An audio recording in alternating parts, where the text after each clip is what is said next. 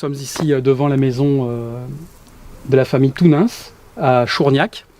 Et c'est la maison non pas natale, parce que la maison natale a disparu, il doit rester quelques ruines un peu plus haut, mais la maison où a vécu toute la famille d'Antoine de Tounins à l'époque où il part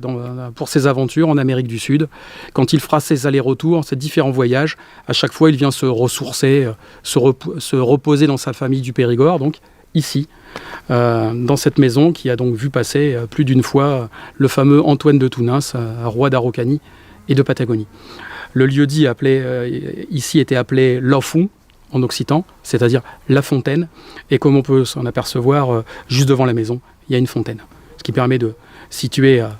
à coup sûr l'emplacement de la maison, vu que c'est la seule, à côté de Lofon, de la fontaine.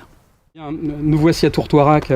dans le cimetière où est enterré Antoine de Tounins, le fameux roi d'Araucanie et de Patagonie. Et pour vous présenter ce panneau qui est pas jeune, avec un détail qui, je pense, a échappé à pas mal de monde, c'est ce graffiti ici, que j'ai repéré il y a déjà 2-3 ans, qui se prononce et qui se dit Marichiweu, qui est du Mapuche, qui est en dialecte mapudungun, qui est le cri des guerriers Mapuche, qui veut dire 10 fois nous vaincrons. Ce qui est bien la preuve que quelques Chiliens et quelques Mapuches continuent à venir sur le cimetière pour mettre des petits cailloux en l'honneur du roi d'Araucanie et de la guerre qu'il a menée pour essayer de délivrer le peuple Mapuche de ses attaques. Donc voilà cette anecdote incroyable d'un mot en mapudungun dans un cimetière du Périgord. Bien alors nous voici devant la tombe du roi Antoine de Tounins, roi d'Araucanie de Patagonie, enterré ici le 17 septembre 1878. Avec la famille qui avait suivi à l'enterrement, et c'est cette fameuse tombe qui fait que depuis, de nombreuses personnes viennent rendre des hommages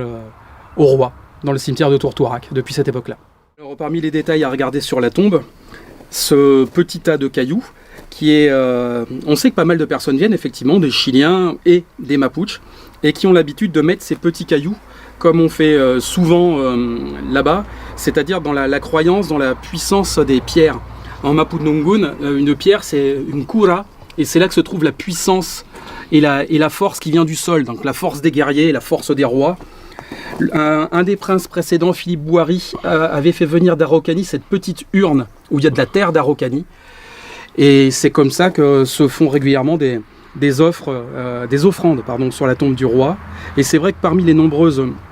bêtises qui ont été racontées sur cette histoire, il avait été écrit que Antoine de Tounins n'était même pas enterré ici, qu'on avait fait cette tombe beaucoup plus tard. Mais j'insiste, c'est une bêtise, et je raconte et je démontre dans mon bouquin que Antoine de Tounins a bel et bien été enterré à cet endroit-là, comme le prouve un article de Journal Le Figaro qui est venu 1 an plus tard sur la tombe, 1 an après son enterrement, et qui situe exactement cette tombe d'Antoine de Tounins. Donc nous sommes bien ici, sur la tombe du roi d'Araucanie.